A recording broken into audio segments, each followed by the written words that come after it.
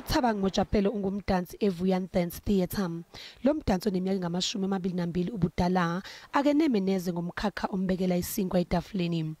Uthi ukuvalwa kwezindawo zokujabulisa abantu eziteji kumshaye kakhulu. It has been almost like having a lifeline cut from being able to do performances in theatres, from traveling to having that stop completely was a difficult adjustment period. And I don't think anyone was anticipating it for it to go on as long as it did. Mojapelo nenkampani yakhe yokudansa akusibo bodwa ababhekene nekusasa elimfiliba. Ezinye izindawo zembukiso ezifana neFaka Theatre kwadingeka ukuthi ivalwe. Ekuqaleni kwalonyaka, uhulumeni wangenelela ukwenza ukuthi lo mkhakha uthole ukuphefumula. Kodwa babuza ngemali engu-300 million wezigidi ephuma ohlelweni lukaMengameli lokuvuselela. Ungaboni ke ngasoleni kubonakala abaculi bechitha amasonto bengena bephuma phakathi kwabo kukhona nomculi weopera uSibongile Mngoma.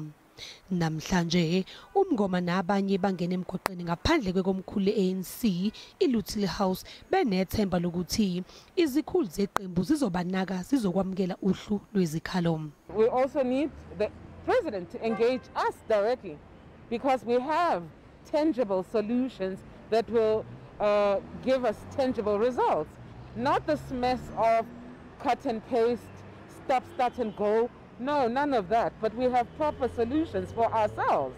The most important thing is that we need our president to understand that artists are workers and their place is in the theatre. For them, for us to function. Ngesikhathi uMojapelo nabanye bethemba ukuthi bazobuyela eziteji futhi uhulumeni usathula ukuthi uzosivumela yini izihlelo kuba zizobukela amaciko.